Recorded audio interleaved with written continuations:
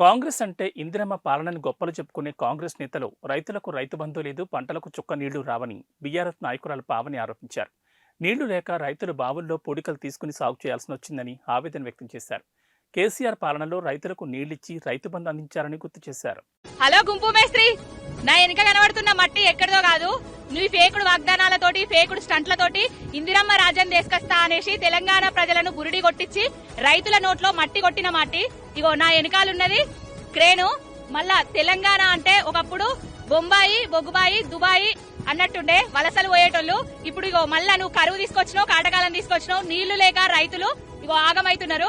క్రేన్లు తీసుకొచ్చి బాయిల దగ్గర పెట్టుకున్నారు, ఇగో పూటిక తీస్తున్నారు. కేసీఆర్ గారు తెలంగాణ తీసుకొచ్చిన తర్వాత 9 ఏళ్లలో ఒక్కళ్ళు కూడా ఇట్లాంటి క్రేన్లను తీసుకొచ్చి బాయిల దగ్గర పెట్టుకోలేదు. పుష్కలంగా నీళ్లిచ్చి చేరు నిండా పంటనిచ్చి చేతి నిండా పైసలనిచ్చిండు కేసీఆర్ గారు. నువ్వు రైతు బంధు ఇయ్యక, నీళ్లియ్యక, కరెంట్ ఇయ్యక రైతులను అరిగోస పెడుతున్నావు. ఇదేనా నీ మార్పు? ఇదేనా నువ్వు తెస్తా అన్న ఇందిరమ్మ రాజ్యం? ఇగో ఎండుతున్న పంటలు, పూటిక తీస్తున్న మట్టి, ఇగో బాయిల దగ్గర క్రేన్లు. 100 ఫీట్ల లోతుల బీఆర్ఎస్ పార్టీని, కేసీఆర్ గారిని గొయ్యి తీసి పాతి పెడతా అన్నావు కదా. ఇది 15 గజాల లోతు తీసినా కూడా చుక్కా నీరందుతలేవు నీ పాలనలా.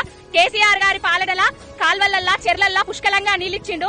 నీకు చాతగాక, నీకు పాలించే శక్తి లేక, నీళ్లు ఇయ్యలేక, కరెంట్ ఇయ్యలేక రైతులను ఆగం చేస్తున్నావు. నువ్వు తెస్తా అన్న మార్పు గిరే మళ్ళా రైతుల కళ్లల్లో కన్నీళ్లు తీసుకొచ్చినావు.